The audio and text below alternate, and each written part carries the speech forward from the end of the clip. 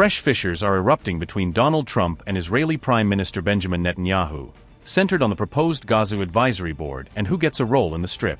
On January 19, Netanyahu publicly acknowledged a certain dispute with U.S. President Trump, an unusually blunt admission for two close allies. Netanyahu revealed the disagreement while reiterating his opposition to any foreign troops being stationed in Gaza, framing the issue as a core Israeli security red line. He said Israel is at odds with Washington over the composition of the Gaza Advisory Council, suggesting the U.S. plan includes actors Jerusalem does not accept. Netanyahu also directly defied Trump by declaring he will not allow Turkish or Qatari soldiers into Gaza, rejecting any security presence from those countries. Turkish soldiers and Qatari soldiers will not be in the Strip. We have a certain disagreement with our friends in the United States regarding the composition of the Advisory Council, as it's called, the Advisory Council that will accompany the processes in Gaza. Now there is a disagreement, and I'm laying it here on the stage, on the podium. When it comes to the essential interests of the State of Israel, one can argue, we can refine our position.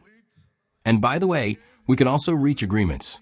It doesn't detract in the slightest in my close relationship with President Trump, our great friend in the White House. Netanyahu also used his Knesset speech to address Phase 2 of Trump's Gaza peace plan, presenting Israel's position on what comes next.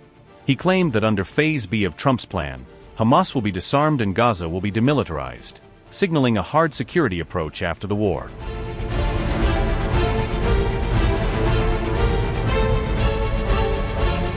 Netanyahu's admission of a dispute with Trump immediately triggered sharp taunts from Israel's opposition, who portrayed it as a sign of weakening influence in Washington.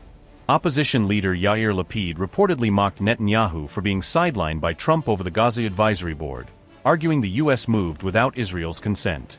Lapid claimed Trump invited what he called Hamas hosts to help run Gaza, suggesting figures linked to Istanbul and Doha were brought in over Netanyahu's head. He also alleged that Trump does not take Netanyahu seriously at all, framing the dispute as personal and political as well as strategic. Lapid said Trump announced the composition of Gaza's governing committee over Netanyahu's head, arguing Israel's leader was blindsided by the White House. He claimed that Turkey, Qatar, and other actors he described as Hamas ideological partners were invited into the process, while the Palestinian Authority remains the dominant factor. Lapid argued that either Netanyahu quietly agreed to Turkey, Qatar, and the PA having roles in Gaza, or Trump simply does not take him seriously. He said Trump understands Netanyahu's operating mechanism, claiming the U.S. president knows Netanyahu is in an election year and fears losing power. Lapid added that with a few kind words and a public hug, Trump can pressure Netanyahu on vital security interests, portraying him as politically vulnerable.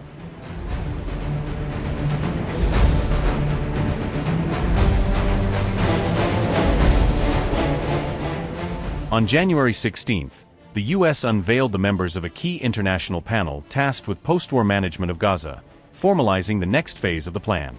The White House described the panel as a vital step in implementing Phase 2 of the Gaza peace plan, signaling it intends to move quickly toward a governance framework.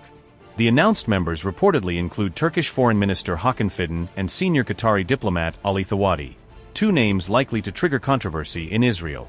Turkey and Qatar have played major roles as mediators during Hamas-Israel talks, and Washington appears to be leveraging that access for the post-war phase. On January 17, Israel's Prime Minister's office objected to the White House announcement just one day after it was revealed, showing how fast the backlash formed.